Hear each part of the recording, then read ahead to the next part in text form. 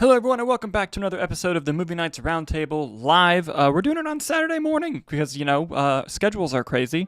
I am Dalton Burdett with the amazing Nick Iricchio. Nick, how are you, my friend? I'm doing great, man. I got up early so I could watch the latest Doctor Who episode before we started recording, and I'm levitating. Dude, it was a banger. It was an absolute banger. Loved it. Oh, Between this week and last week, I mean, it's a good back to back. It wasn't a two-parter or anything, but like yeah. just the back to back. We haven't Doctor Who fans haven't had it this good in a minute. It's been a long time. It's been But, a hot second. yes. And by the way, I'm behind on reviewing. I haven't reviewed any of the new season. I'm going to have to do like a 3 episode chunk before next week and get those going. Just to catch up on it. Yep. Just want to pull up really quick Samar in the live chat. Hold on. He says, "Yo, what F is up, my peeps? Hello. I like the Taskmaster profile picture you got going on, although that concerns me because I don't know how long Taskmaster is going to make it into Thunderbolts, which we're going to get to in a minute. Guys, in case you're new here, this is our live movie news and just movie show in general, where we kind of go into all of the things in the world of entertainment. Here's how it's going to work. Our main topic today will be we're going to go through different people who could pop up in Thunderbolts and determine how likely that is. But before that, we have a ton of movie news stories to get to. We have our trailer thoughts on Predator Borderlands and other Predator news. We have a Jonestown series coming from Bill Hader. We have casting developments on the Hunger Games movie coming out, I believe, next year based on the new book. And we have more updates on Greta Gerwig's Narnia film. Lots to dive into. Nicholas, before we do any of that, say hello. Hello. Thank you. All right, guys. Our first story. I'm gonna pull it up here.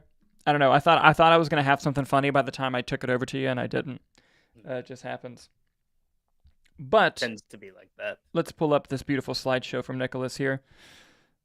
As you guys are used to seeing, our first story is our thoughts on the Predator Badlands trailer. There's so much to break down in this trailer, Nicholas. Oh yeah. So much cool shit happened. One, I'm just so happy that we have Dan Trachtenberg back. I think he did an amazing job with Prey. It's absolute bullshit that it didn't get a theatrical release. However, they did release it on 4K, which I'm very grateful for, and I do have. I think it would be cool to kind of put it back in theaters at some point, maybe to promote this. I mean, I know they're not really related, but I think that would be cool. Or like a double feature. Just Yeah. mhm. But guys, I mean, they're making it up to him though. This thing's going IMAX. oh yeah, it's going to be awesome. So briefly, let's talk about the trailer itself. It looks awesome. The Predator is like the protagonist of this movie. I'm in. I'm so in. Give it to me. Here's what's more interesting, though. They're doing something that we kind of anticipated them doing a long time ago, especially when Disney kind of got the rights to everything under Fox, which included Alien and Predator. Speaking of Alien, though, pulling it back up, I don't know if you can see it on here, guys, but Elle Fanning's android that she's playing, in the eyeballs, you can see the Wayland Yutani logo right there in the new Predator trailer, which basically confirms, Nick, that they are not shying away from the fact that they believe that these are the same world, which is very exciting. What I'm curious about is that going to, is it going to like redo Alien versus Predator, or are they going to somehow say those films are also canon when a lot of people were kind of hoping that they weren't? But it's just like, how do you think Prey and like the new Alien, like Alien Romulus, are those considered canonical to the rest of all the movies? Well, I know Romulus is because of the guy. Yeah, and Prey is considered canon to Predator because there's actually a Predator 2 tie-in at the end. Oh yeah, the pistol, right? Yep. Yeah. Okay, so they got a little universe going. They're trying. Yeah. What were your thoughts on the trailer? And I'll drop a little bit of more news about this at the end here. I don't know if you saw it come out, but go ahead and give me your thoughts on the trailer, and then I'll reveal my little nugget. Yeah, no, I thought it was. I mean, obviously, we don't get a whole lot of like what's going on here. It just appears that Elle Fanning's character appears to be a what term do they use? Synthoids? Yeah, I think it's a synthetic or a synthoid. Synthetics. It's always something, right? Mhm. But I thought that reveal in the trailer, in the teaser trailer, is exactly what a teaser trailer should be, right? It's a tease, right? Oh, Mhm. get the hype going around that, and I think it's a very interesting concept to make the Predator a protagonist in the film in a way, right? I think it's like kind of he's like the runt of the litter and has to like prove himself, or is at least trying to prove himself. Mm-hmm. So I like that idea of kind of more maybe adding a little more of a humanized element to the predator, right? Like that struggle of just wanting to be accepted and fit in, and maybe you see that with it. And Dan Trachtenberg's no stranger to predominantly kind of silent films as well. You know, Prey had a lot of. I mean, they spoke in the native language for a bit and then transitioned to English, but it was very not prominent. You know, like Mm-hmm. a dialogue was pretty sparingly, so it would make sense to then maybe follow a Predator protagonist through it. But I mean, I thought it looks interesting. I really like Prey. I think Dan Trachtenberg's a great director. What I'm more interested in is looking farther down the line, right? Clearly, we're moving toward like Alien versus Predator range, right? But who Mm-hmm. gets Fede or Dan? And I know. I feel like it should be Dan. But wouldn't that be interesting though? Like a co-directed thing that they did. Yeah, where they both like take turns, that'd be cool. Or if they Yeah. announced like a 2-part movie where one gets one part and the other gets the other part, like that would be pretty cool. Like the Predator perspective and the Alien perspective. Yeah. That would be cool. Yeah. Or they could just make it really funny and give it to Ridley Scott, and he just kills the Predator within the first 5 minutes and makes another Prometheus sequel. That would that would be great. That's exactly what would happen. Yep. Just pulling up more of your PowerPoint here, just so everyone can see. As we mentioned, it's directed by Dan Trachtenberg, stars Elle Fanning. The plot revolves around a young predator outcast from his clan finds an unlikely ally on his journey in search of the ultimate adversary. Released in theaters November 8th. And I've actually heard that Elle Fanning is playing twin synthetics. Twins? I don't know how true that is, but it's something I've heard. Twins? But here's the other thing I wanted to follow up on. But before we do that, just final thoughts on the trailer. It's a great trailer. I cannot wait for the movie. I cannot wait for more marketing materials to come out. But did you see what Jeff Snyder had to say, Nicholas? I did not. So when the trailer came out, and you know he's kind of on his tirade right now. He's kind of a bit angry with studios not like responding to him. He was like, "All right, I got something for you guys." After the trailer came out, he goes, "Not only is that the Weyland-Yutani logo in the Predator movie, but I'm being told in the current draft of the Alien Romulus sequel, there is a Predator in it." Oh. So he's like, "I don't know to what degree. I doubt it's the main antagonist, but that's what I've heard." So take that with a grain of salt because it hasn't been confirmed or anything. But Jeff Snyder's been known to be very accurate. He's a great journalist. You know, I think that would be interesting to kind of see those little seeds start being planted.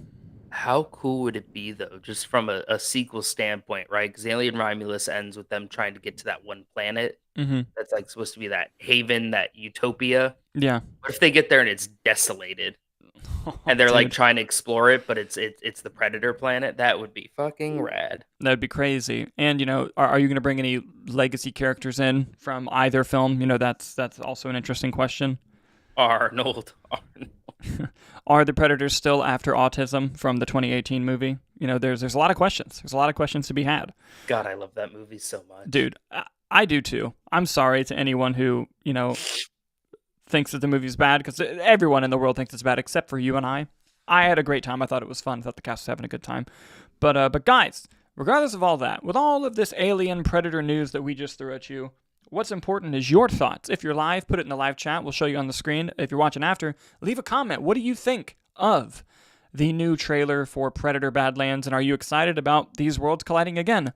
Let us know in the comments as we move on to our next story. And this next one is interesting if you've been watching the show The Studio. And that is this.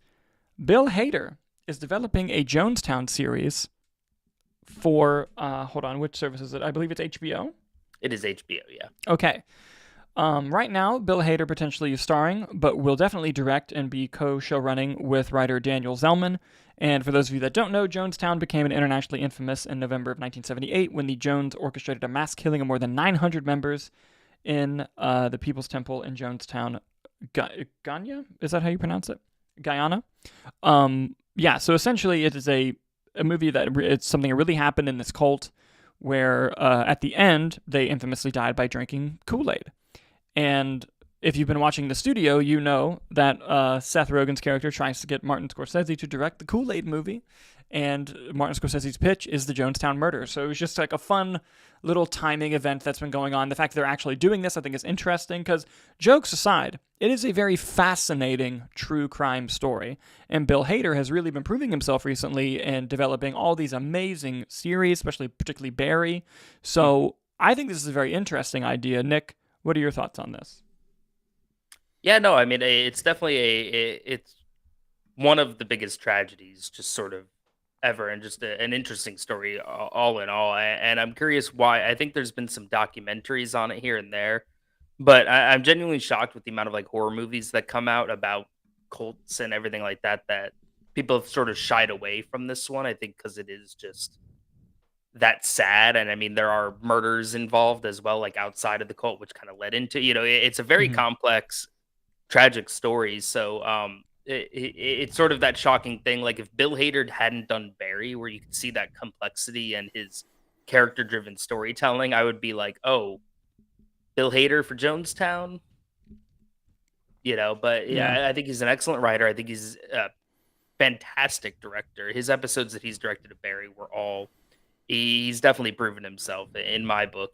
So I think it's an interesting pairing. I do wonder if because he is set to set to write, co-run the show and everything like that. And it said he may star. So I'm curious how that will play Mm-hmm. into it as well. He's wearing a lot of hats in that, as he did with Barry, and Barry maintained that sort of level of success. So it'll be interesting. No, I agree. I agree. Guys, what do you think about Bill Hader developing a Jonestown series? And also, are you watching The Studio? I love that show, and I'd love to chat about it sometime. Let us know in the comments as we move on to our next story. And this next one, Nicholas, we got some big Hunger Games news. Hunger Games, The Sunrise Mhm. on the Reaping has been rounding out its cast. The book came out earlier this year, and the movie, I believe, comes out next year. I believe they start shooting shortly. Um, they're getting some big names in here now, which is exciting. And the first one we're going to go into is the amazing McKenna Grace. She has joined the cast of Hunger Games: Sunrise on the Reaping. For those of you who are unfamiliar or you think I've heard that name before, she was in such films as Ghostbusters Afterlife and Gifted. She was also in very brief. She played young Tanya Harding in I, Tanya. She's an amazing And young actor. Carol Danvers in Captain Marvel. That's right. That's right. She's an incredible actor. I mean, ever since she was a kid, I mean, she's still a kid, but ever since she was incredibly young, like she's been always incredibly gifted, no pun intended. I'm a huge fan of hers, and I've kind of liked seeing like this great actor kind of grow over the years, and just like she's been doing an amazing job. The character that she's been playing will be Macy Lee Donner. She's from Hey Mitch's fellow tribute in the film, and it releases November of 2026. We got that from Deadline. The article's there. Highly recommend everyone go follow up on the sourcing. I think this is a great casting choice. Now, I have not read Sunrise on the Reaping. I also didn't read Ballad of Songbirds and Snakes. I did read the original 3 before those films came out, but and they split the third one in half because dumb idea. But while I didn't read Ballad of Songbirds and Snakes, I really liked the film. And it was actually my first film I got to see as a member of the press. But I'm a big fan of that film. I'm very curious to see this. From what I've seen about the book, and no spoilers or anything, but I've read that everything we know about Haymitch's time, being a tribute, is not necessarily the truth, as the book dives into the power of like propaganda and the lies over time. Because if you think about it, in the original books and the original movies, a lot of what we hear about Haymitch's time did not come from him. I think it's a very interesting point. I think it's very cool. Nick, before we dive into the other cast member on this, what are your thoughts on McKenna Grace joining? No, I mean, I think it's an excellent addition. I think she's one of the obviously you have a lot of young actors working today. Your Timothy Chalamet's, your Zendayas, and I don't think McKenna Grace has sort of reached their level yet. But I think that she's definitely on the trajectory for it. I thought that she absolutely crushed the role in Ghostbusters Afterlife as well. I thought her comedy, her drama in that worked really well, and I think she's a great actress. I do have just interest. I haven't actually seen Ballad of Songbirds and Snakes yet. I went to go see it in the theaters, and then the power went out at the theater during a bad thunderstorm about That's right. 20 minutes into it. And it was kind of during that first cringy scene where Rachel Zegler's character is singing for the first time. Mm-hmm. and then it kind of ended there, and I'm like, nah, I don't know about this, but I'm sure it does get better post that. But that was sort of like that didn't leave me rushing back to the theater, those first 15, 20 minutes of it. But what I do think is interesting, and I haven't read that book or Sunrise on the Reaping yet. I just think it's interesting how quickly they're turning it out. Sunrise on the Reaping just came out in March of this year, and obviously it was kind of a trend we're seeing lately where they're announcing a book and a movie with a lot of different projects. Yeah, developing them like at the same time. Exactly. Did you see the M. Night Shyamalan thing that's happening as well? They announced with Nicholas Sparks, he's co-writing a book with Nicholas. I think it might not be Nicholas Sparks, is it? It is. It is, yeah. And they're releasing a book and then a movie on the book. Yeah. Developed at the same time, which I think is an interesting trend. I'm curious to see how that works. But I mean, countless times too, we see that there's bidding wars on book rights for movies before the books are even released. So I think it's smart if they have this IP, right? Be like, yeah, let's get the movie out as soon as possible while that hype is still going on it, right? Because we're getting March of this year, and then like a year and a half later, you're getting the movie for it. I think is great. It gets a lot of time for people to sit with the book, get excited, especially as things happen. Yeah, and also like Hunger Games has always done well in the Thanksgiving time slot, so like I don't blame them for sticking to that at all. Somar, I'm gonna pull it up. Asked in the live chat. They want to know personally what happened after the power went out in the theater. Like, how were you ushered out? Like, what went down? Oh, they just basically moved everyone into the lobby, and then they said, "Power's not coming back on. Get out." In the middle of a thunderstorm, and I'm sure they gave you like free tickets or whatever. Yeah, they gave us a bunch of free passes, and I was just like, my guy, I am an AMC A-list member. This free ticket means nothing to me. Give me free popcorn. And they said, go out, take it or leave it. And I said, thank you very much. Have a nice day. And I took it and I went out into the rain. So something funny. I used to work at a movie theater, as anyone who's watched our channel knows, and my second week into the job, the power went out, and I worked the box office, and there were like 4,000 people in the theater. It was like a really busy Saturday, and we had to evacuate all the theaters, put them in lines all throughout the front doors of the theater, which then led into another building. It was like a mall, and we had everyone line up outside of the theater in two single file lines. So like picture like thousands of people just like in two lines. And then we locked the doors to the theater, stationed people at both doors, had thousands of rain checks in our hands, and just started like handing them out one by one as people came up to the door. And then about an hour after we finished, the power came back on. It was an hour after we finished. The line was still the same length. I think people were putting them in their pockets to get more. Yeah. 4,000 is a bit of an exaggeration. I think that's how many people total came that day. But I think at that time, it was like a peak Saturday. So it was probably like 1,000 people there. It's crazy. Crazy stuff. But anyway, guys, McKenna Grace was not the only cast member that joined Sunrise on the Reaping. Oh, they have a genius bit of casting, everyone. Genius, genius, genius. And that is Jesse Plemons is joining, playing the character that was formerly played by Philip Seymour Hoffman, Plutarch Heavensbee. Plutarch, I forget how it's pronounced, I won't lie to you. Listen, Philip Seymour Hoffman was one of the greatest actors of all time, and his loss is still felt by many. And I think this is an easy pitch to Jesse Plemons. It's, hey, do you like money, and do you want to play a role that was played by Philip Seymour Hoffman? The answer is yes, on both accounts. And not only is Jesse Plemons a great actor, I think he's one of the best actors working today. He easily, if you're an audience member, you easily make the connection in terms of resemblance of like, oh, this is who this is. And I'm sure Jesse Plemons will do such a great job as the character, not doing an impression, but just doing a younger version of this person that we eventually grow to know. It's perfect. Like, this is perfect casting. It's perfect. And like, they are cooking over there at Lionsgate finally because they need a win. Would have been if they got Cooper Hoffman. Oh my God, his son. I think he's still a little too young though for this age range. Yeah, he's too young, and I feel like for this situation, it would have been people just expecting his father's performance, and I think that would have been a bit unfair to Cooper. But by the way, if you haven't seen Cooper in Saturday Night and in Licorice Pizza, my God, he's great in both of those movies. He's allowed to be a Nepo baby. Yes, he is. There's a few that are allowed. One of them is him. I mean, just a genius bit of casting. I know I keep harping on it. I'm beating a dead horse at this point, but I just can't emphasize how How great it is. How great it is. Do you have anything else to add about Jesse Plemons? Yeah, well, one, he played Philip Seymour Hoffman's son in The Master. So, He yeah. did. Yeah, he did. So I that didn't even was put that an together. interesting bit there. So clearly there's a precedent for like, Yeah. hey, you're a pale ginger fella.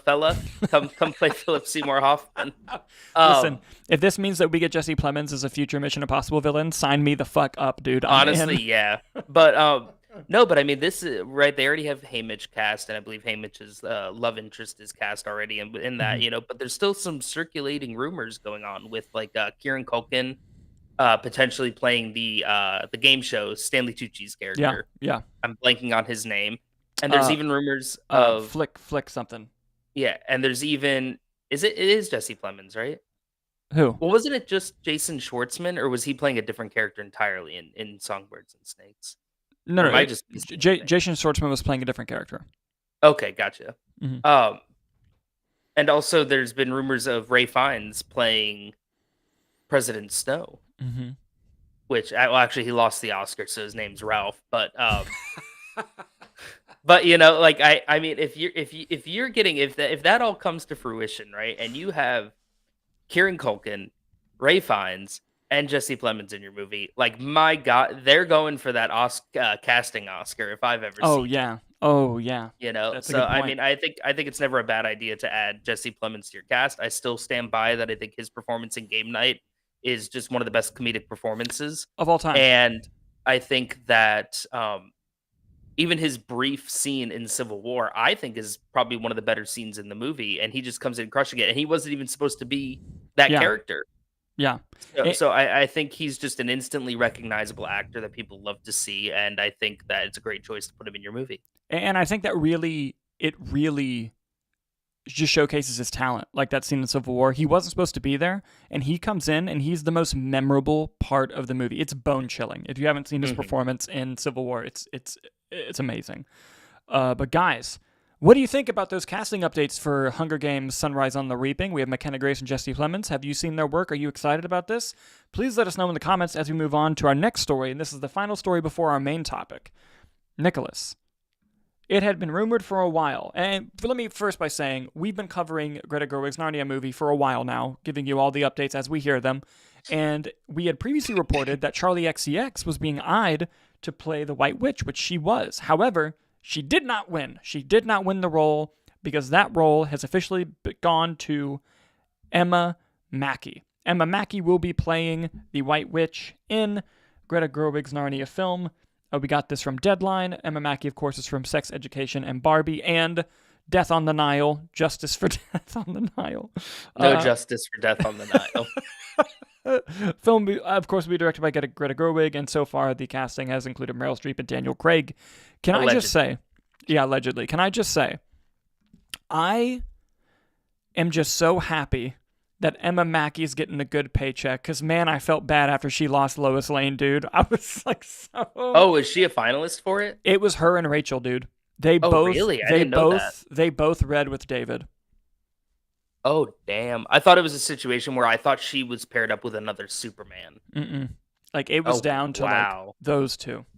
It's crazy. I mean, I'm sure she was paired up with chemistry tests at some point. But it was down to her, dude. So I'm glad that she finally got that franchise money. I hope Netflix pays. So I hope they pay her well. But I also think she's a great actor. And to be fair, is Death on the Nile a particularly good movie? No, not at all. I think her performance is excellent in it. I think she's one of the few really great performances in that film. For the love of God, Kenneth Branagh, can you release a 4K of the trilogy? I want it so bad. But anyway, I really like the last one. I'll be honest. The last one's great. Haunting in Venice was great. I really Haunting in Venice should not have been as good as it was. No. But yeah, Nick, what are your thoughts on Emma Mackey taking this role, and do you think it's a good idea for the film? Yeah, I mean, no, I think it's a great. I think she's very talented. I've seen some clippets from Sex Education. She always does a great job with dramatic scenes in that. I thought she had a small role in Barbie, but I thought it was a good one. So it makes sense that kind of Greta Gerwig kept in that wheelhouse of people that she knew and worked with. And it was it Tilda Swinton? Is that who's in that photo originally? I think so. What shoes to fill if following up after Tilda Swinton is hard. But I think this is going to be something that really shows her range on a larger scale. So I mean, we'll see how it goes. Like I said, and I've said from the beginning, I'm not necessarily the biggest Narnia guy, but I'm a big Greta Gerwig guy. So trust in that process. I'm going to be there day one to support her.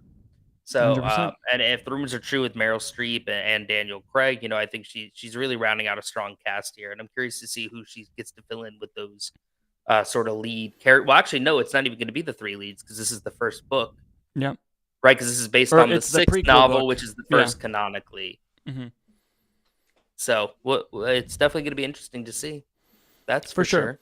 And for those, I think she's a better choice than Charlie XCX. How about that? Yeah, most likely. And I also think that Emma Mackey, when you hear Emma Mackey being the finalist for all of these roles, it just goes to show you that she's fucking talented and that these companies are like taking note of like, like it's kind of like Henry Cavill. Before he was Superman, he was getting second place in everything. He was the runner-up to Daniel Craig's James Bond. He was like just constantly almost getting stuff. And like people take note of that when it's like, okay, this person clearly has talent.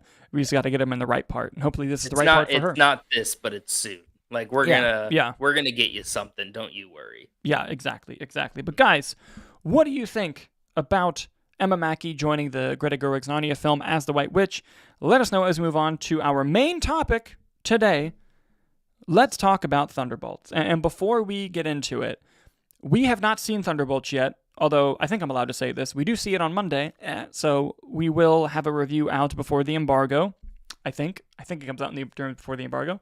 That will be fun at the embargo. I think it's the next day. I think the embargo is Tuesday. I don't know. We'll see what they do to us. Yeah. But so that'll be fun. But so we know nothing. We know none of the. I know spoilers have leaked from some of the fan screenings. We're not going to go to any of that. Everything that we're going to go through is not spoilers. It is just our own thoughts, our own predictions on who we think will cameo in this film. And now I put this together, so I know who's on the PowerPoint slide. Yes, but I have no clue. To abstain from looking so that we can get his action here. And this is a lot of side characters, right? People you might not be thinking of who could show up. People related to the characters we know are in the film. Yeah, like I match it up to like Julia Louis-Dreyfus's character showing up in Black Panther 2, where you're like, oh, yeah, no, well, that makes sense. Something on that level. And I did throw in a few heroes because we got to have some fun. Yeah, of course. We got to have fun. We got to have some fun here. So I'm going in blind. Let's see who you got first.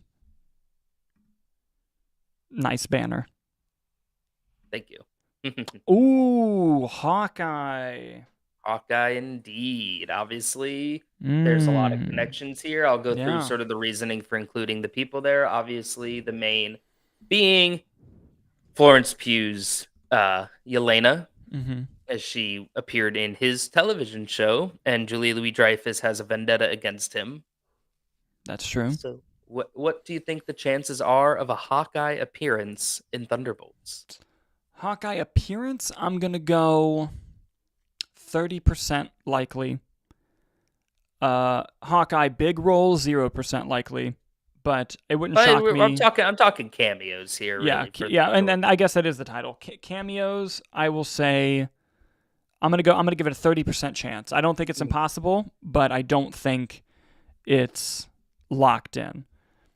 Okay. Samar in the live chat is adding Hawkeye, Ross, and Zemo. Ooh, didn't even think about Zemo. And Ross, those are good too. Yeah, because they're both on the raft. So I guess if we go to the raft. I will confirm that they are not on the list, so well done. Well done. Listen, if we go to the raft, that brings up, justice for Trish Walker. Give me my Trish Walker cameo. You know on what, the raft. though? In fairness, though, Ross and Zemo are Thunderbolts originally. So maybe they do set up like in the comic? A sequel maybe in that regard or something like that. That's entirely accurate and possible. I felt like Harrison Ford's role as the president was like kind of like a favor, like give me my paycheck and put me in the prison. Yeah. So, but Zemo, that's a good one, actually. I can't believe I didn't even think about Zemo.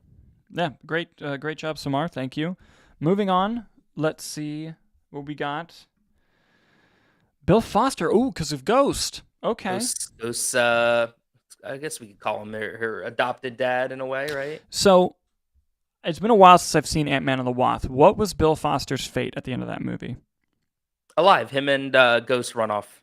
That's right. She's like, "You need to just leave me," and then he's like, "I'm not doing that." And then they run down an alley, and then the post-credit scene is when Ant-Man gets trapped in the quantum realm, but they're getting that quantum energy to help for Ghost. Yeah. Okay, I think if we don't see Bill Foster, he will 100% be mentioned at some point. Whether it's if he died off screen or if something happened to him, we will definitely hear about Bill Foster. However, in terms of an appearance, I'm going to go 20%. 20%, okay.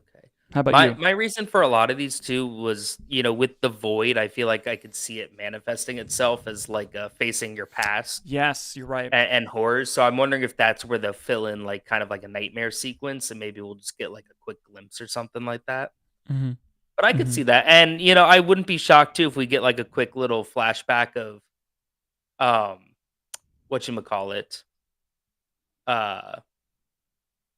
like archive footage. That's the word I'm talking about, Yeah. No, that's fair. So, that's fair. Could be. I'm only pulling this up because I'm going to make a point of it. Samar also says, spoilers, Bill and Melinda confirmed months ago on Wikipedia. Wikipedia is an excellent source for things that have already come out. Before that, fair game. It's the same thing with IMDb. A lot of times people go on IMDb because, like, I can add stuff to IMDb. If I wanted to really troll, I could go to the Secret Wars page right now and add Christian Bale's fucking Batman from DC. Like, I could do that on IMDb if I wanted to. And so the same thing is with Wikipedia. So after the film comes out, very accurate source. It's one of the most accurate encyclopedias online. However, before, we'll see. So that's why I was comfortable pulling it up, because we'll see if that's the case. And again, you bring up Melina. Guess what's next on our list? Melina. So that is funny timing. I think that this is entirely possible as well. And again, from what I understand from the Black Widow movie, didn't her and Red Guardian just kind of run off? They got on like the ship, right? The helicopter. I believe so, yeah. But I mean, in the first trailer, we see Red Guardian sort of alone in a shitty apartment. Yeah. So I'm wondering. So I think it's the same thing for Bill. I think we're 100% going to get a mention of her. I wonder if, because we know that a lot of what these characters are dealing with is like depression. So maybe we've lost Bill, we've lost Melina, and that's where we find these characters. Although I feel like you don't waste Rachel Weisz like that on just one movie, although she's also expensive, which is why maybe she might not be in this movie. I'm gonna give it the same as Bill. I'm gonna go 30%.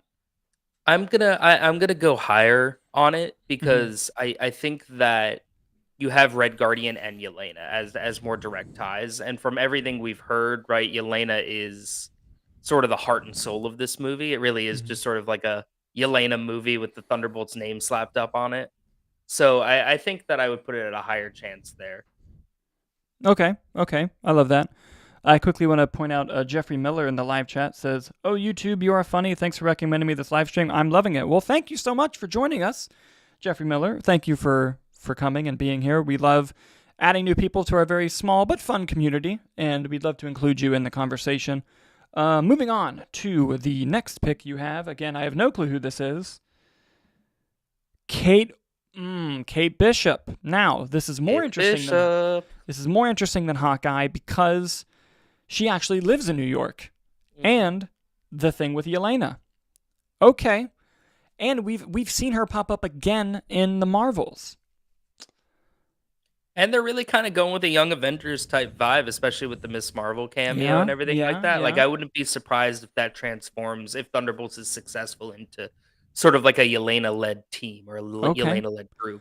I'm going to go 60%. I think this is more likely that she pops up in like a little, maybe even a post-credit scene or something.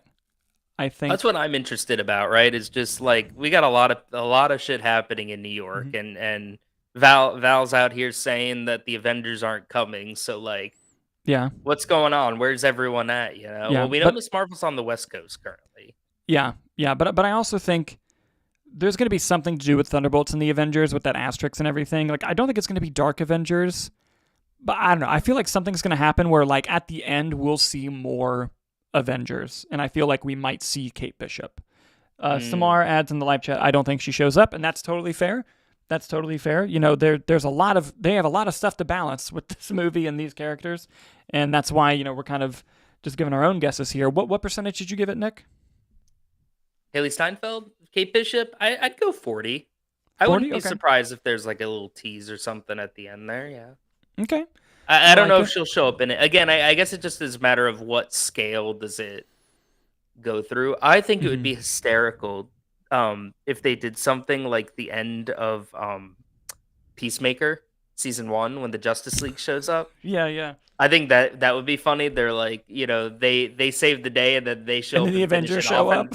And the whole thing is just like they're these side people and they're just like, well, what the fuck? Yeah. Where were you? Yeah, exactly.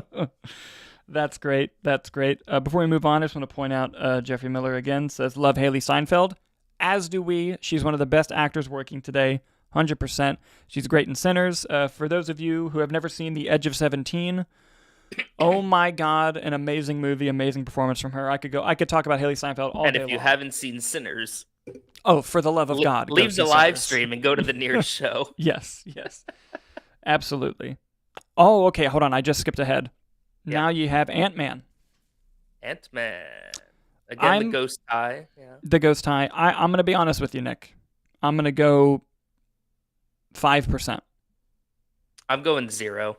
0? Okay, yeah. It's low. Like I'm the only reason I give it 5 is because I do think at the end of the movie, kind of like at the end of Age of Ultron, where you go into the room and like there's more Avengers together, even though it was people that we had already seen. I feel like there's going to be a similar vibe at the end where like these are the outcasts and again, this is speculation. I don't know anything about the movie. If like the outcasts now get invited to be part of the main group and we get to see some of the main group. So, and I think I'll get reflected in that by other characters that pop up, but I don't necessarily think that Ant-Man is there. Oh, like you think it's a scenario where it's like Val gets her way at the end and gets her team and is like, well, they get to play with the big boys now, and then they go into like a conference room or something. It's just like Anthony Mackie and like a bunch of the main players that are like, you're the new guys, huh? Something. Yeah, like I feel like something like that might happen. And again, I don't know that. I don't know that at all. And I predict things notoriously wrong, so it's probably not going to happen. But I don't think Ant-Man will be there. I'm gonna go 5%. Okay. All right. Let's go on to the next one here. Dreykov, dude, fucking 0%. We're never seeing this motherfucker again, dude. Are you kidding? Listen, that's a great ad that you put it. That's great. Fucking 0. We will never ever see that guy again. Well, I could see him having more screen time than Taskmaster. Listen, honestly, the craziest thing this movie could do is Taskmaster's in the whole movie. That would be insane. If Taskmaster does not just get immediately killed in the first like opening minutes of the show, they even released a clip from the movie, so it's not spoilers. They're all just fighting Taskmaster. Yeah.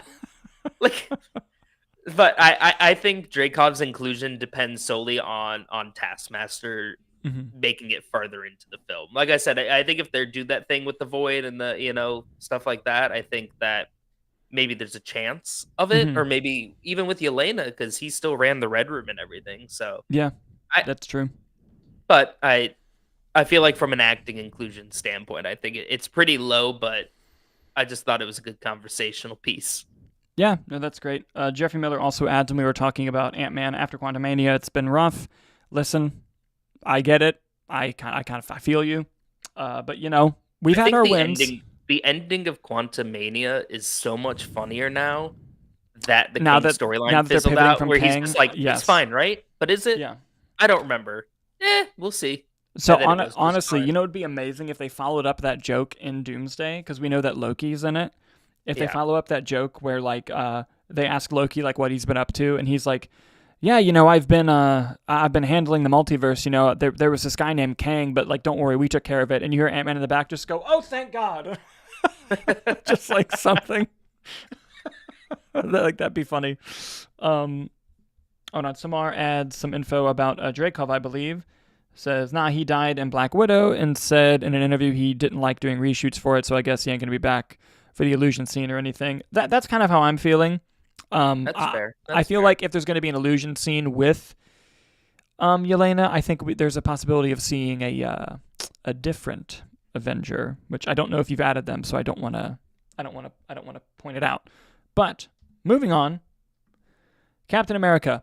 Again, this goes to my theory. Nick, I'm going to swing for the fences here.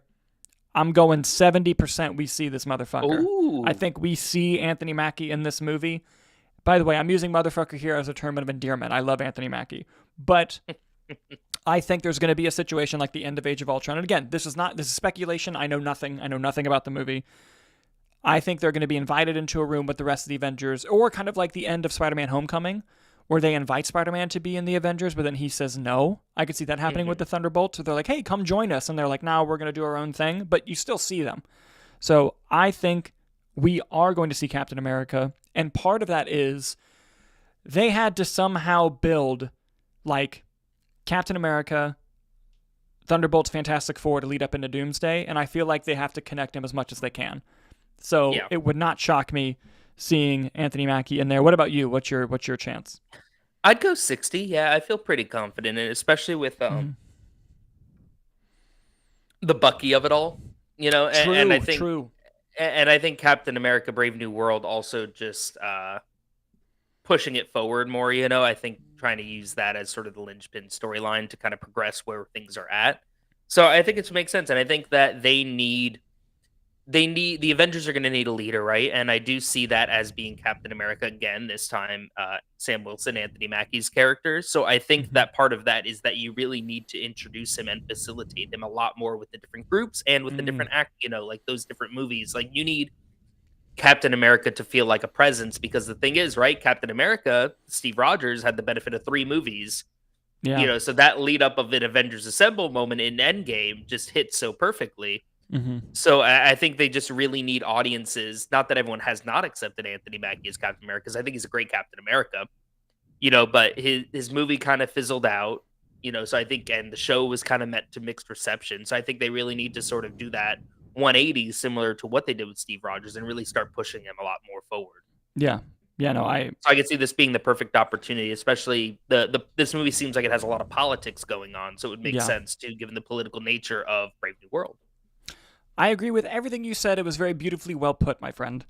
Well, I'm going to go through some live chats here. Samar adds, man, Taskmaster cool. You kind of need to fight Spider-Man, Hawkeye, Black Panther, Cap, Daredevil, Punisher before they kill him. Listen, I agree. I just don't think that's what they're doing, just based off of the marketing. I just think that the MCU's gone in a different direction. Reminder, MCU Taskmaster is a her. That's true.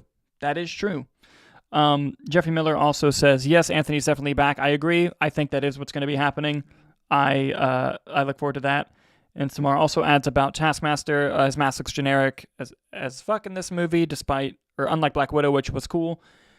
I'm gonna wait until the context of the movie to see the mask, because in the promotional material it does kind of look one way, but you know sometimes I gotta see it in the movie. But like the jury's out for that. Ghost. Yeah, that's how I felt with Ghost masks in this. Yeah, the jury's out for that for me. Yeah. Let's move on to the next one. Everett Ross. Oh man, I love this character. This one, is one. I love Everett Ross. Yeah. Two. It was what was his fate in Secret Invasion? He was a Skrull, right? Yeah, I don't think it was really him. Yeah, so we don't know where he's at. Okay. Oh, Samar brings up a good point. He says, I keep saying him because the stunt double in Black Widow is Andy Lister. That's true. So that makes sense. Yeah, no worries. Just wanted to. Yeah. We weren't. Don't worry. We weren't trying to. We were trying to be like, hey, how dare you? No. I get it. Just some respect for Olga Kurlienko. Yeah, of course. No, don't worry. We're all friends here. Don't worry. Let's see. Everett Ross. If you're asking me what's my percentage of him wanting to be in this movie, it's off the fucking chart, dude. I love this guy. I want to. He is ex. He's exes with Val. Yeah. I'm gonna give it an even 50-50 shot. I'm gonna go 50-50. He shows up in the movie. Mm-hmm. Yeah, I think I'd probably put that about the same. Honestly, you know, I think there's a lot of ties with. One, Val, right? Just given that too.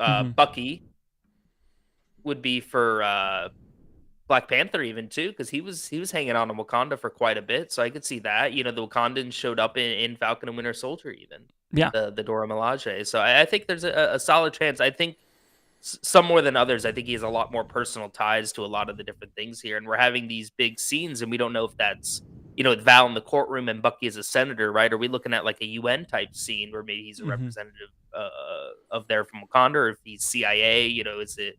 I think there's a lot of different places where he could fit in on the politics side very well. Yeah, no, I agree. I agree with you 100%. Samar also adds, "Now y'all cool for show. Thank you. I'd love if you interview him one day and talk about Black Widow. Oh, interview Andy Lister. Listen, interviews, I love doing them, and I don't think I'm terrible at them, but they're few and far between. They're very hard to get. If you've watched the channel recently, we came this close to getting interviews with Aaron Paul and Asia Gonzalez for Ash, but we just didn't make it. But that was okay. It happens. You take them where you can get them. But if you're interested in more interviews on the channel, we've interviewed Josh Rubin, director of Hard Eyes. It was before Hard Eyes, but you can find that in the channel. We've interviewed John De Nicola, who was one of the songwriters on Time of Your Life from Dirty Dancing.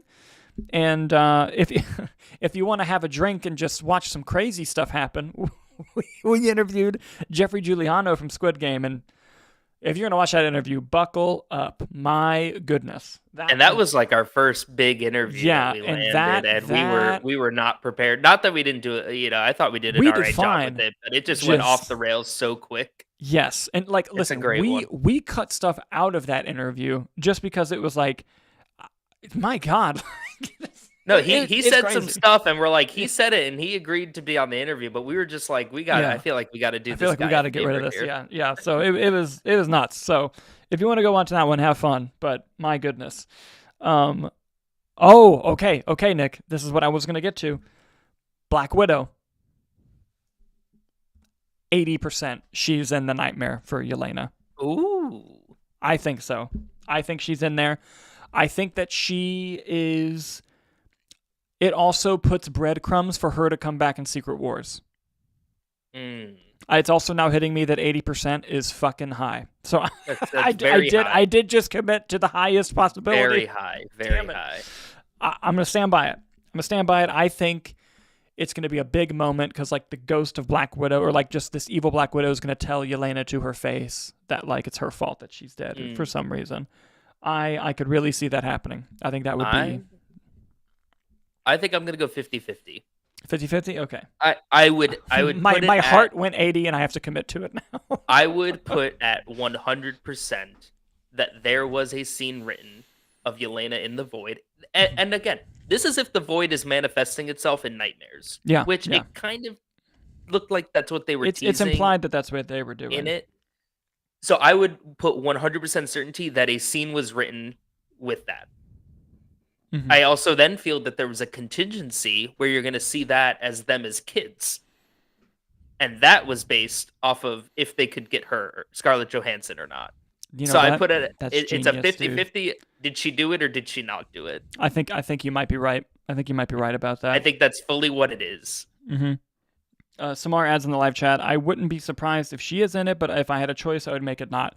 And that's fair because you want to hold that integrity of the death of that character. And you want to have that. Okay. It's kind of like Yondu. If Yondu showed up in a thing in Guardians 3, it doesn't work, but works excellent in the Christmas special in the animated form. Yes. Here's what I'm going to say, though. Mm-hmm. Black Widow has a deleted scene. I'm back on this horse from fucking 5 years ago. Black Widow has a deleted scene that is so fucking good, and they deleted it, and it would have been the perfect send-off for Scarlett Johansson. Basically, I don't know if it would have played as like the final like post-credit or if it would have played like right before the credits, but essentially she goes before she leaves to go to do Infinity War. She visits her old childhood home that she grew up in, and I think it was Ohio, if I'm not mistaken. She goes back to the home. It's this very quiet, nice scene. She's just sitting there, and it's clearly like she's like still like Avengers and Civil War stuff has still happened. But like she's just like kind of looking at the house, just kind of like taking it in, and then a little girl sees her, walks up to her, and kind of looks at her for a second and goes, "Is that?" Like you can see in her face, the kid's like, "Is that Black Widow?" And then Black Widow looks at her, and the kid just goes, and then Scarlett Johansson smiles and looks back and goes, and I'm like, why the fuck would you cut that out of the movie? That's so good. That's a beautiful send-off to Scarlett Johansson. Why would you remove that?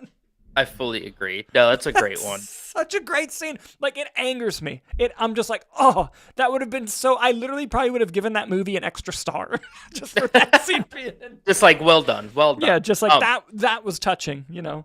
But before we move on to the last one, there's one I want to add in vocally, but I wanted to just get that before you clicked in. But no, I think would have been a great send-off. And listen, I don't dislike the Black Widow movie. I think it was a little lackluster. I'm a big Taskmaster fan. I was a little disappointed with the interpretation of Taskmaster in the movie, especially given. But like, I think that maybe something that would have been more interesting, right, is that they teased that Melina Vostokov was Iron Maiden. Yes.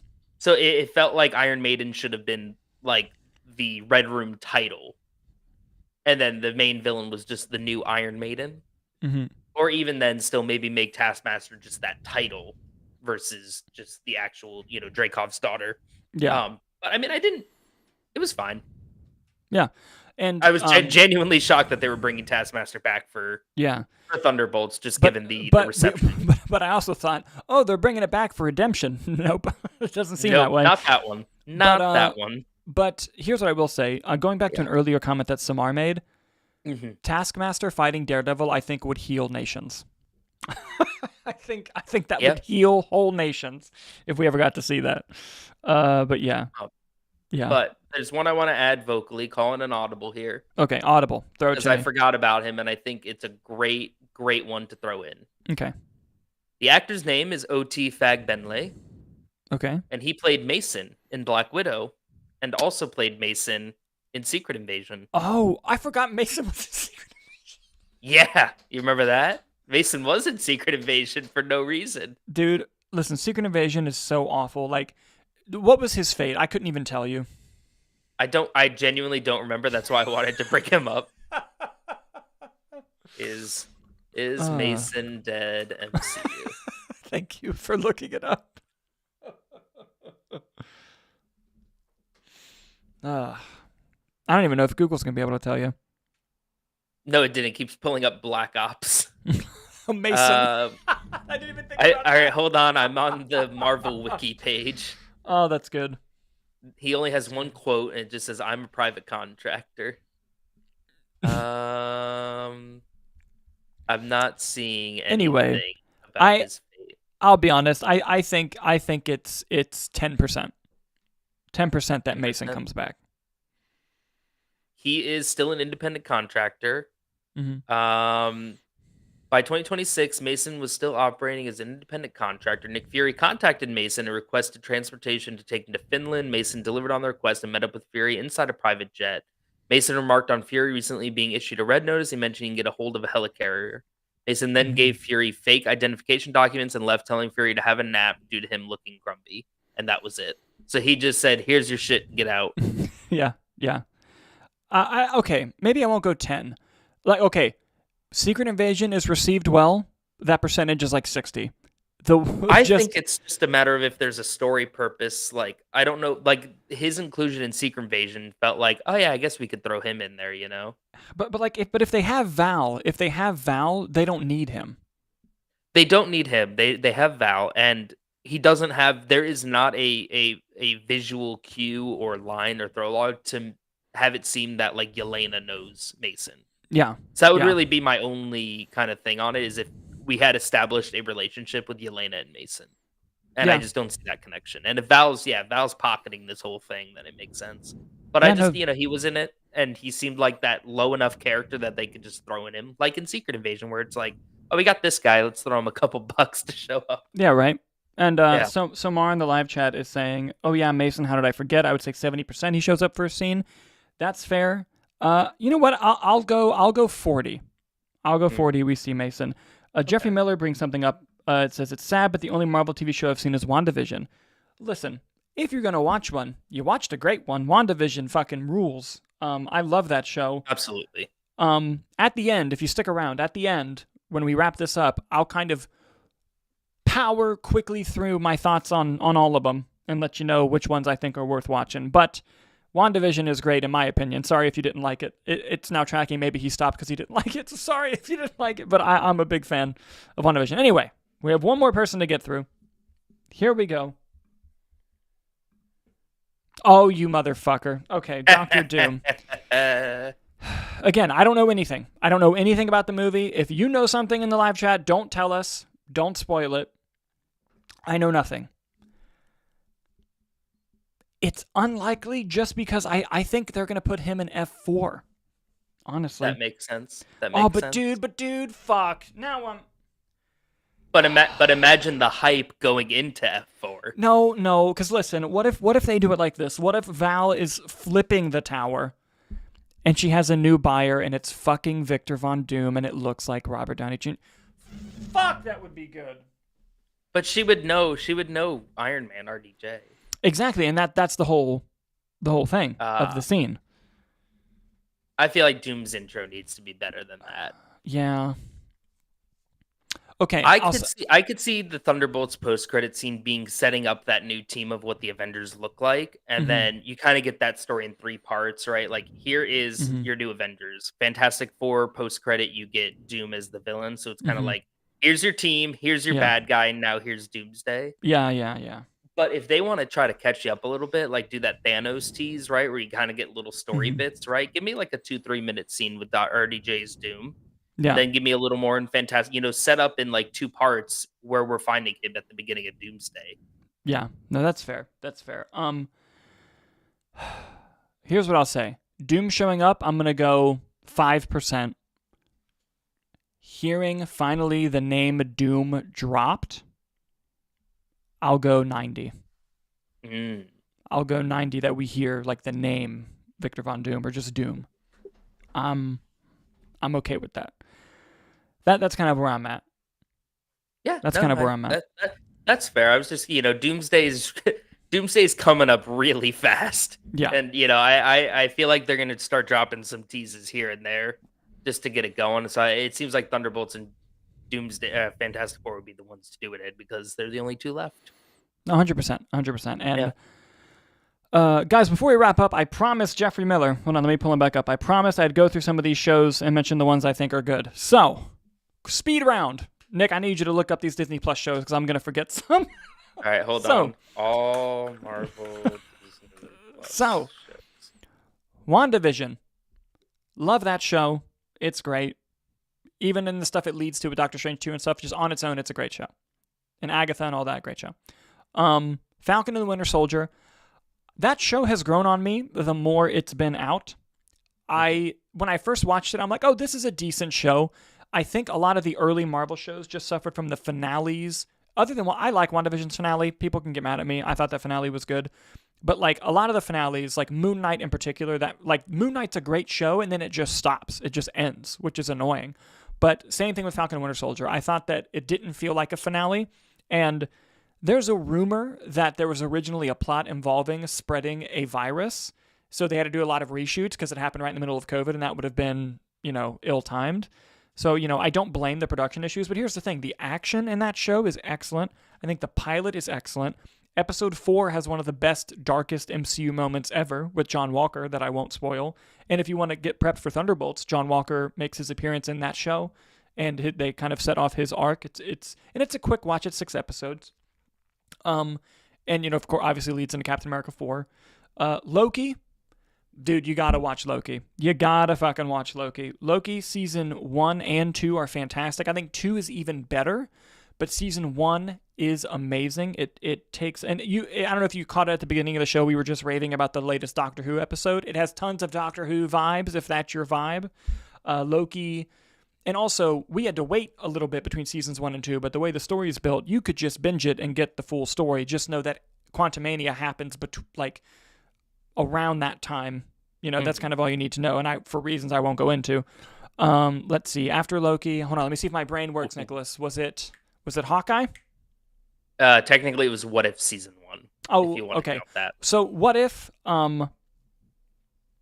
Jeffrey Miller mentions Loki's one of the OGs that do like that character. Yes, and I will say, if they hadn't announced that Tom Hiddleston was in Doomsday, if they just said like, oh, Loki season 2 is the end of the character, would have been perfectly satisfied with the arc. They do a great job.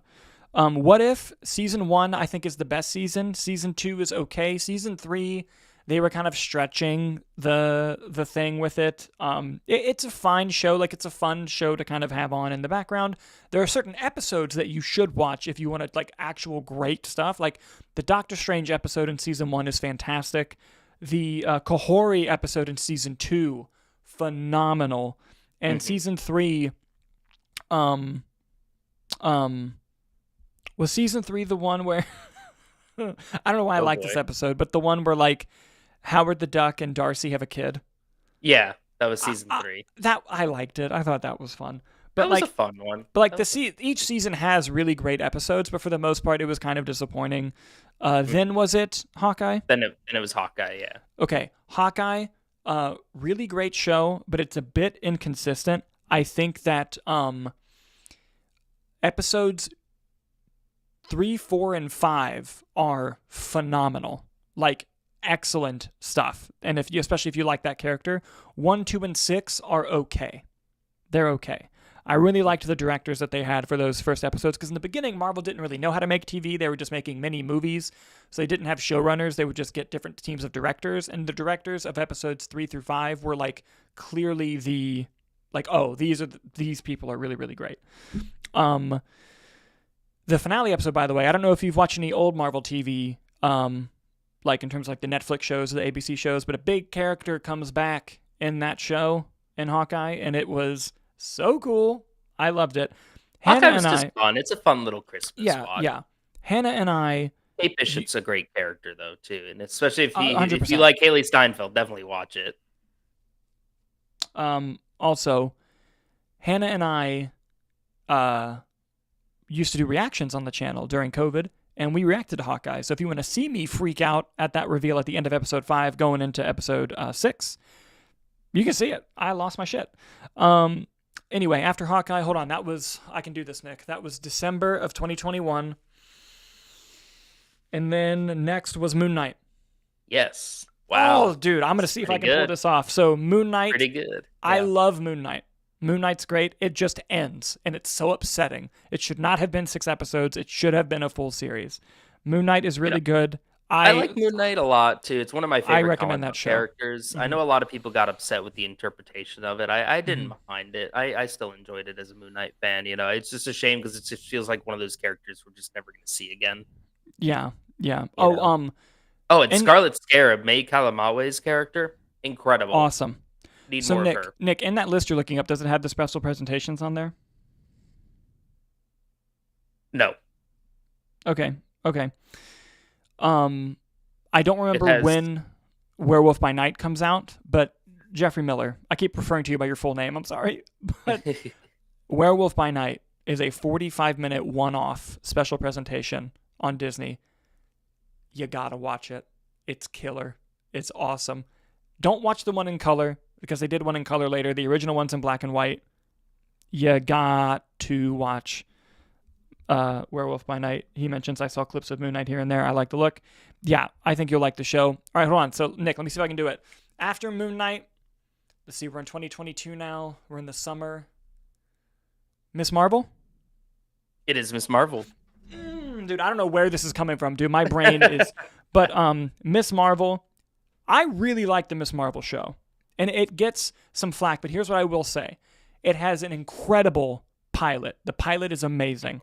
There's an episode halfway through, it's either 3 or 4, that involves some sort of time travel and kind of ties into the multiverse story. Excellent episode of television.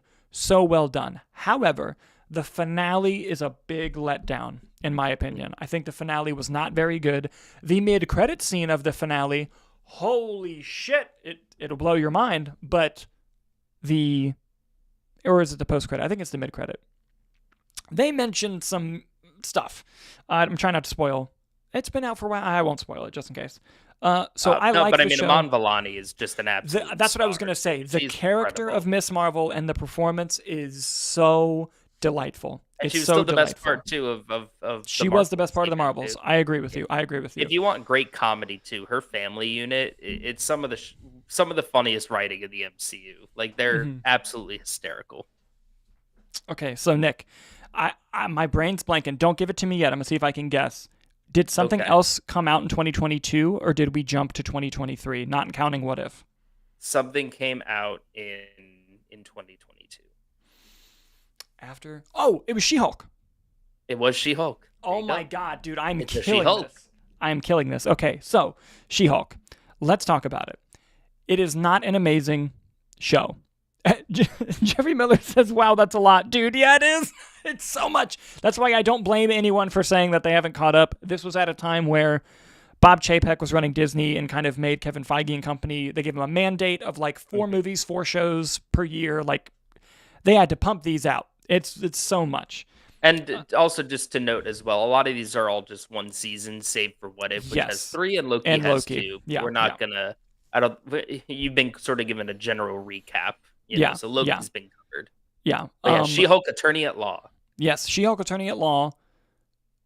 It's not a great show. There's a lot of people on the internet who will say it's the worst thing that's ever happened in the history of mankind. It's not it. What it does is Secret Invasion. Yes, which we'll get to. But what She-Hulk tried to do was very interesting. It tried to do a new thing. It tried to do like this legal procedural comedy with She-Hulk. It's very true to the character. It just didn't quite work out. It just like you could tell like, oh, I see what they're going for. It's just I'm not feeling it. It's just not working. Now, the Daredevil episode's great. Bias here, huge Daredevil fan, but the Daredevil episodes are great. And I like the finale. That's one of the few cases where I thought the finale was quite good. But She-Hulk kind of a letdown. Positives as well, though. I thought that Tatiana Maslany was great. Tatiana Maslany is fantastic. I really hope we see her again. Yeah, because like while the show wasn't great, she was unbelievable. I loved Tatiana Maslany. You get a couple appearances from Wong, who's hysterical, and they pair Wong up with a character. There's an original character in the show named Madison with 2 N's and 1 Y, but you'll never guess where. Yep.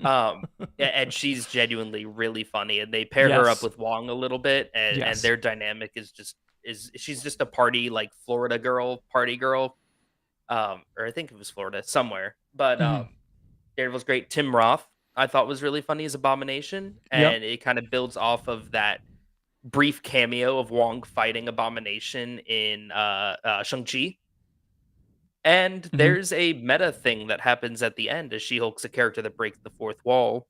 And this time quite literally, and I won't spoil that, but there's a robot in it, and that scene is just absolutely incredible. Yes. You covered bases pretty well without spoiling. That was good. All right, Nick, tell me this. Dude, I can't believe I'm getting this order correct. Like I'm on a high right now. I feel like I could fight God. So, She-Hulk, was that the last one in 2022, not counting the What If seasons? Correct. Okay. 2023. I'm trying to remember if there was something before Secret Invasion or if it just went. I think Secret Invasion is first. It did just go right into Secret Invasion. Okay. Jeffrey Miller, do not watch this fucking show. This is one of the worst television series I've ever watched. And the good stuff that happens in it, because like there's some good stuff in it, a lot of it is built on like how are they going to wrap up the story? How are they going to end this story? And it ends in such horrific fashion. It's just the story goes nowhere. The characters are flat. Characters you love are treated terribly. And by the way, I'm going to spoil something for you, Jeffrey Miller, and don't get upset with me, because I have a feeling that they're just going to ignore this entirely because of how poorly it was handled. Agent Maria Hill from the Avengers movies, played by Kobe Smulders, gets killed in the pilot episode of this show. It's handled terribly. And like I honestly, the reason I feel comfortable telling you that is because if they address it, I feel like they'll either undo it or it'll just be like, they'll handle it eventually better. But like you would have never known that unless I told you, and I didn't want you to watch the show. Not that I have power like that, but just don't. There's 2 things you got to know about me, and I'll tell you this just because from your comments, I think you're new to the channel here. I love War Machine, Don Cheadle, War Machine. Yes. And I fucking love Skrulls, especially Ben Mendelsohn's Skrull. So, and I'm a guy, you give me that, it's going to take a lot to lose me. And I was hyping this show up for so long because of it. don't watch it. It's literally one of the worst things I've ever seen. Yeah. It's so bad. And that's coming from someone who was giving this show every single benefit of the doubt at every time he could. Yeah. And I think, this is just a fun fact, I think I almost worked on this show. I don't know what show it was going to be, but if you remember, Nick, I have a very good friend who worked on She-Hulk who was going to hire me on to be a part of the mocap business before they decided to not use their company and go with a different company. But I was going to work on whatever show they were working on next. And I have a feeling it was going to be Secret Invasion for the mocap for the Skrulls. But I don't know that. So it could have been another show.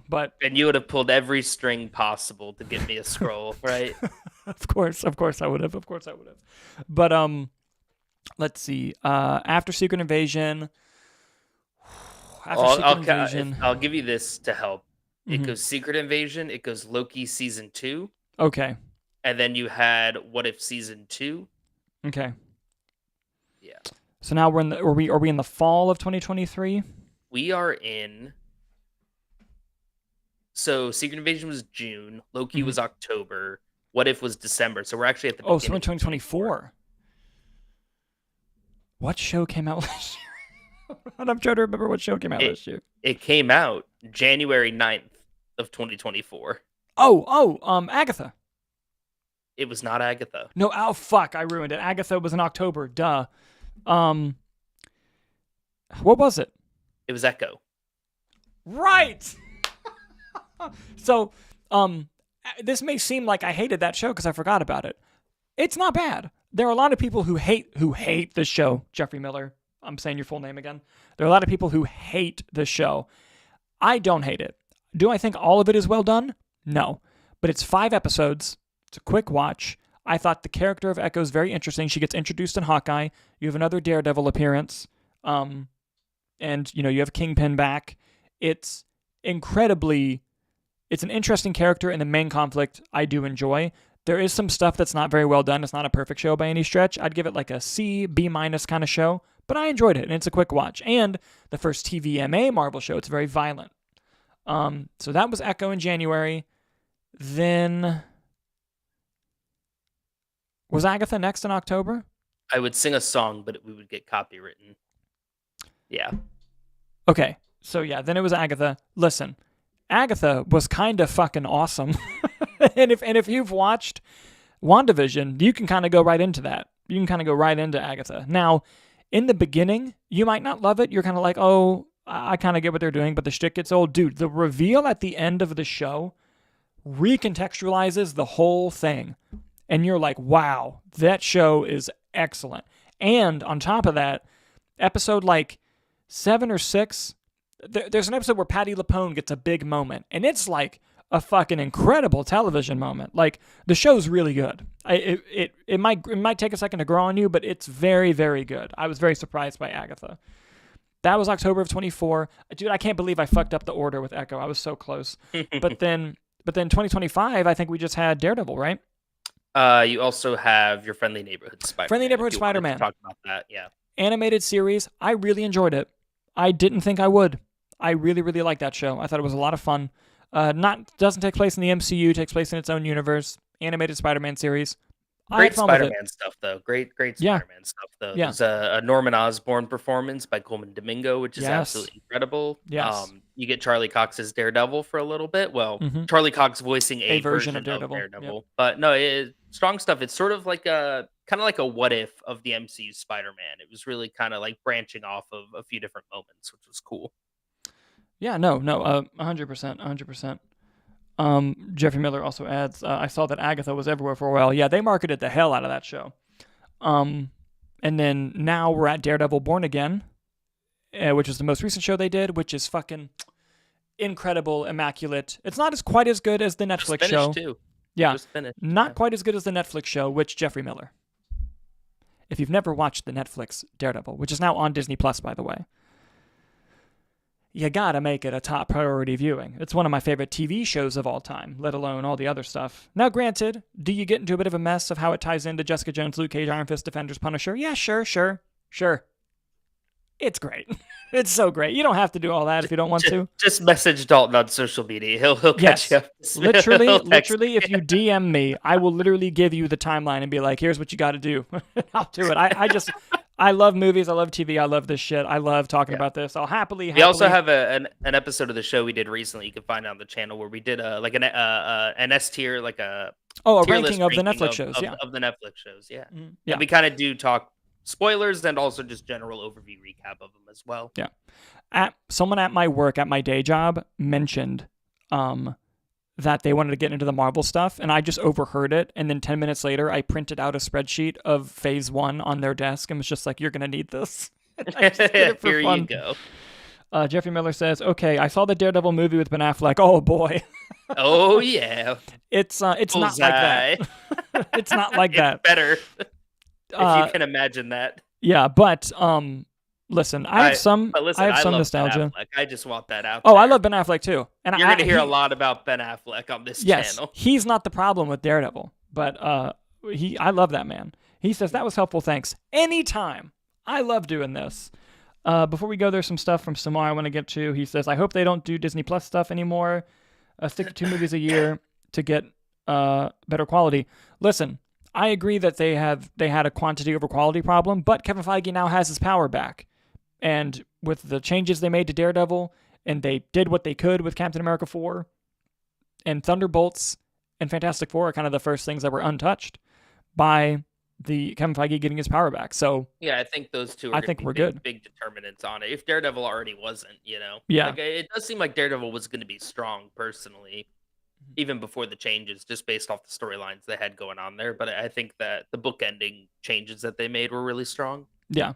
Yeah, of course. But I mean, we're hearing nothing but good things about Thunderbolts, so I think it's a positive sign, and everything that they've showed about Fantastic Four looks incredible. So I have faith. It's really just a matter of can Doomsday survive and get people hype? I think is going to be what it comes down to. I agree. And Samar also adds about like the if I wanted to interview Andy Lister and like if it's because I'm nervous and stuff. He's just kind of let me know like he's a cool guy. No, that's not it. The thing is just like. You've seen our sub count. We're not exactly famous, and these are working professionals, and you want to be conscious of their time. When people give you their time, it's an incredibly valuable thing. So you kind of have to fight for yourself and get to a point where you can guarantee that your interview is going to be good. And I want to make sure that we have, because Nick and I, we work full time. We do a lot of stuff. We would love to do this full time, but it's just one of those things. But it is what it is. But if we get to the point where I can properly prep a big interview and do that, I would happily reach out to his team and make it happen. Also, not while I have some new people here, in case you didn't know about us, we're also independent filmmakers. We live in Florida. Our short film Quiver will be on streaming services this summer. I've finalized the deal, Nicholas. We have it. Hey, amazing. I can't say which one yet, although it rhymes with Apple. But we're gonna be Snapple has a streaming service. Yeah, can you believe it? I thought they were just iced teas. Yeah. It'll be on there this summer. I have to get a date, but like we're working on all that. But we're doing all that, and we love movies. We love this stuff. We do a live show twice a week. It's typically on Friday and Monday, but schedules get crazy. And we also do movie reviews. We get access to early press screenings, so we try to get as much movie reviews out as possible. And again, we love to do this full time. I think we're like 25 subscribers away from 5,000, which would be great to get to if you want to tell your friends. But just thank you so much for joining us. We really appreciate Samar and Jeffrey Miller. We appreciate you guys participating. It's been a lot of fun, and we love doing this. So thank you guys so much for watching. And for everyone else, if you like audio-only versions, this will be available the next day on the audio podcast platform of your choice. We love doing the show. Another great episode. We'll see you on Tuesday next week because we have Thunderbolts screening Monday. So be on the lookout for that live show. Be on the lookout for the Thunderbolts review. As always, guys, thank you so much for watching, and we'll see you on the next episode.